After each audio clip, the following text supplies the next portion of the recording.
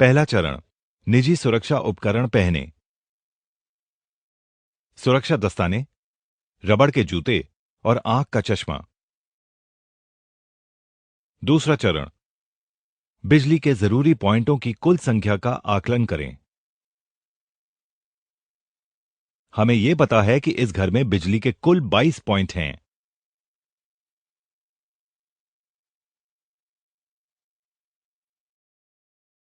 तीसरा चरण, हमने अपना आकलन कर लिया है और हमारे घर की लोड क्षमता 21,500 वॉट बैठती है।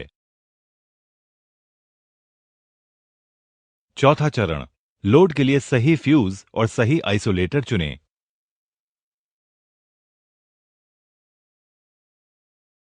तो अब हमें लोड के लिए सही फ्यूज और सही आइसोलेटर चुनना है, क्योंकि ये करंट ओवरलोड और ज्यादा वोल्टेज के दौरान सुरक्षा के लिए जरूरी है। और क्योंकि कुल लोड 3000 वॉट से अधिक है, इसलिए इनपुट सप्लाई 3 फेज होनी चाहिए। इसलिए हमें सिंगल फेज के 3 फ्यूज बॉक्स और 3 फेज का आइसोलेटर लगाना होगा, जो सर्किट ब्रेकर का काम करेगा। पांचवा चरण, लोड क्षमता के लिए बिजली मीटर की जांच करें।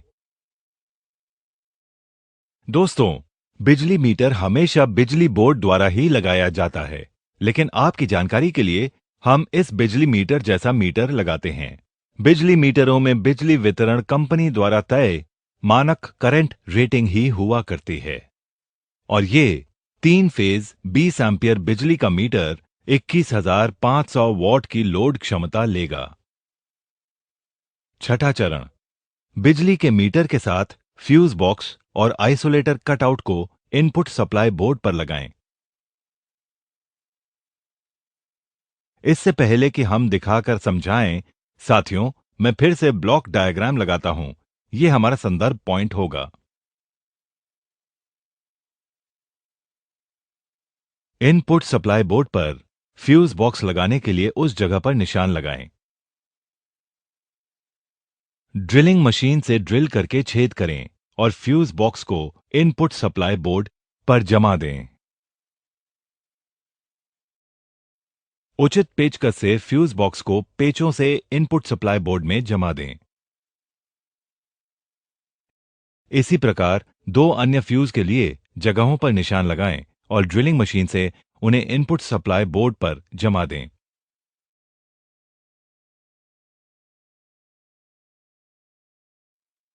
इनपुट सप्लाई बोर्ड पर isolator cut point switch panel के लिए इस तरह उस जगह पर निशान लगाएं, विघटकों तक आसानी से पहुंच बन सके। ड्रिलिंग मशीन से निशान लगाई गई जगहों पर छेद करें और आइसोलेटर कटआउट स्विच पैनल को जमा दें। आइसोलेटर कटआउट स्विच पैनल को इनपुट सप्लाई बोर्ड में जमा दें।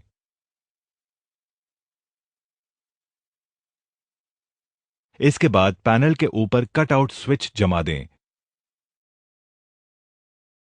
और आइसोलेटर लॉक से पैनल के साथ जोड़ दें।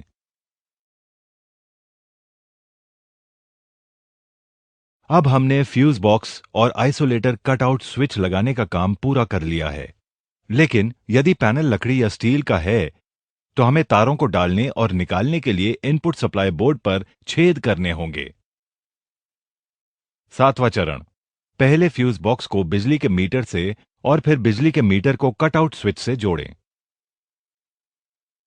अब हमें फ्यूज बॉक्स को बिजली के मीटर से और बिजली के मीटर को कटआउट स्विच से जोड़ना है, जिसके लिए हमें इनपुट सप्लाई बोर्ड की वायरिंग के लिए तारों के 2.5 वर्ग आकार के कटे हुए टुकड़े चाहिए, जिनसे हमें इनपुट सप्लाई बोर्ड को जोड़ना है।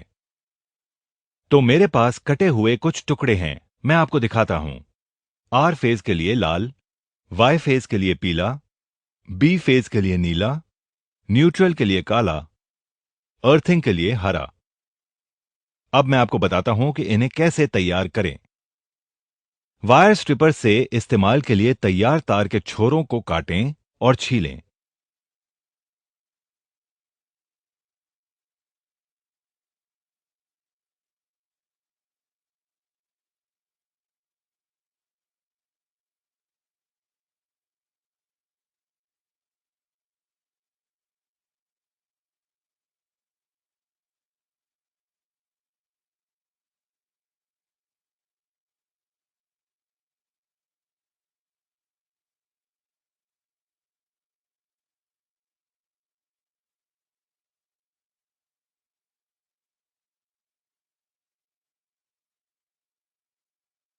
बिजली मीटर में 4 इनपुट टर्मिनल और 4 आउटपुट टर्मिनल हैं।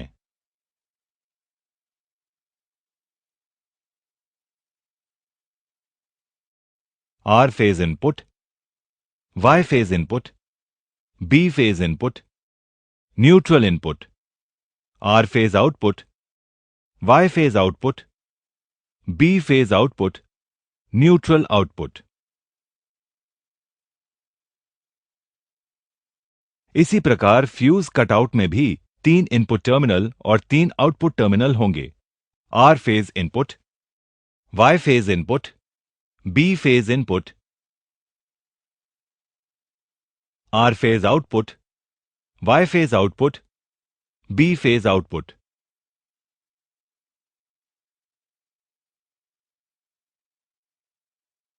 पहले मेन से इनपुट सप्लाई तारों को सभी फ्यूज बॉक्सों के इनपुट टर्मिनलों से जोड़ें।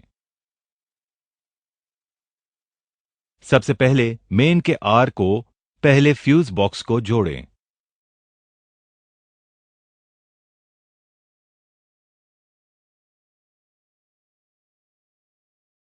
इसी प्रकार मेन के वाई और बी को दूसरे और तीसरे फ्यूज बॉक्स से जोड़ें। उचित पेचकस से तार कनेक्शनों को कसें।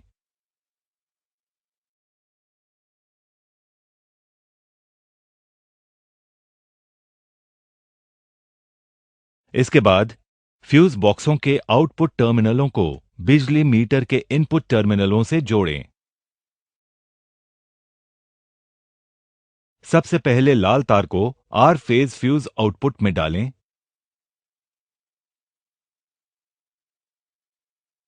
इसी प्रकार पीली और नीली तारों को Y और B फेज फ्यूज आउटपुट में डालें।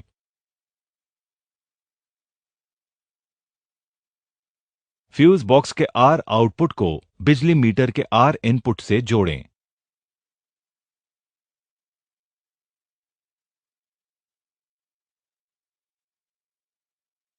इसी प्रकार फ्यूज बॉक्सों के Y और B आउटपुटों को बिजली मीटर के Y और B इनपुटों से जोड़ें। इसके बाद इनपुट मेन से काली न्यूट्रल तार लें और इसे बिजली मीटर के इनपुट न्यूट्रल टर्मिनल से जोड़ दें।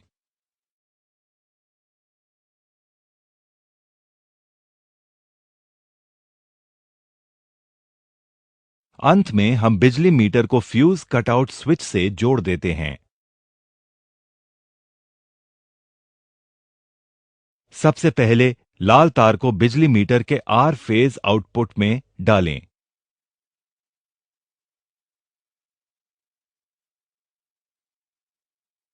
इसके बाद पीली और नीली तार को बिजली मीटर के Y और B फेज आउटपुट में डालें।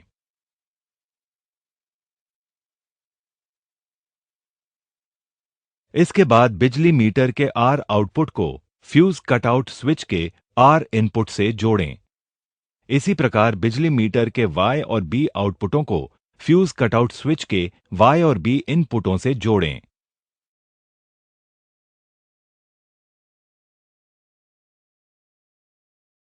फ्यूज बॉक्स बंद कर दें।